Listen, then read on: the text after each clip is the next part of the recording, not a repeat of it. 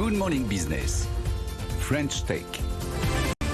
Et voilà, et la 27e licorne ce matin sur le plateau de Good Morning Business, c'est Ecovadis et son co-PDG, Frédéric Trinel. Bonjour. Bonjour Christophe, bonjour Sandra. Et félicitations, forcément, merci. un demi-milliard de dollars levés dans un contexte compliqué, on va en parler dans un instant, mais on va redire qui vous êtes. Vous êtes l'agence, il faut mettre un grand A maintenant, l'agence de notation de la RSE, l'évaluation des entreprises par rapport aux critères ESG ou RSE.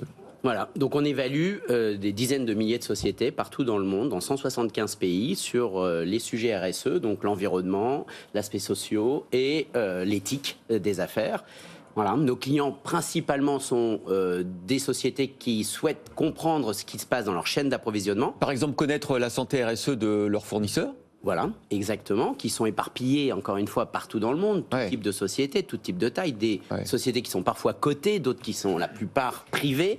Et notre job, c'est d'aller comprendre quel est le niveau de performance en mélangeant de la technologie et des experts RSE sur chacune de ces sociétés et de suivre dans le temps l'évolution de la performance. Donc ça donne lieu à un score compris entre 0 et 100 et des plans d'action pour améliorer justement ensuite sa performance RSE, mais chacun peut se comparer du coup. Absolument, c'était un point important parce que pour se mettre en route dans une démarche d'amélioration, il faut comprendre quelles sont les priorités. Chaque société, chaque métier a ses spécificités sur les sujets RSE. Le fait d'apporter tout ce retour d'informations sur leur performance, puisque l'objectif c'est évidemment qu'elles s'améliorent, mais aussi des benchmarks par rapport à leurs pairs, à leurs concurrents souvent, ça les aide énormément pour se mettre en route sur ces démarches d'amélioration. Alors c'est évidemment votre force, c'est ce qui fait votre valeur aujourd'hui, c'est d'avoir réussi à finalement avoir ce baromètre unique pour mesurer l'ensemble des critères RSE, pour se mesurer entre soi et que les gens vous fassent confiance pour ça. C'est-à-dire que ce baromètre maintenant, c'est le Yuka du RSE. Comment vous avez fait pour obtenir cette échelle ?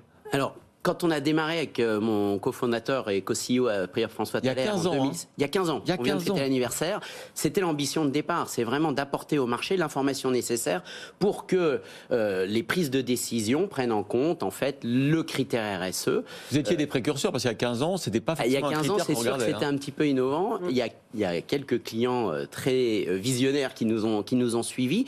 Et puis, en fait, au fur et à mesure des années, on a réussi à construire une confiance autour de la marque, autour du standard Ecovadis, mais aussi un réseau. C'est-à-dire qu'aujourd'hui, on est la plus grande plateforme d'évaluation RSE où toutes les informations se partagent sur cette plateforme.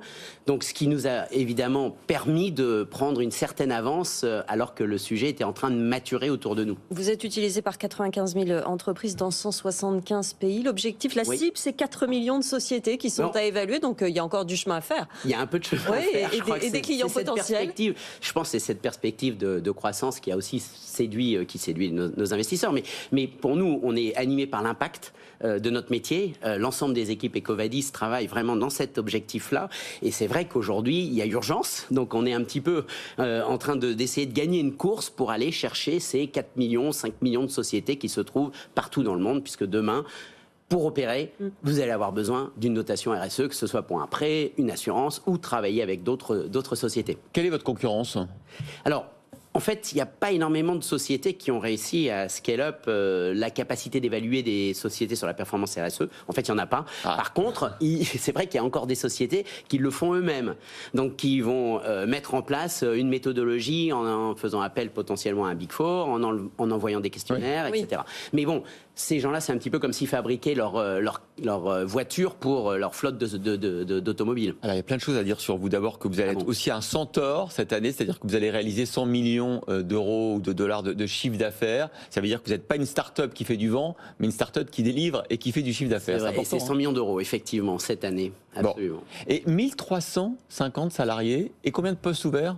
On a 460 postes ouverts aujourd'hui dans le monde.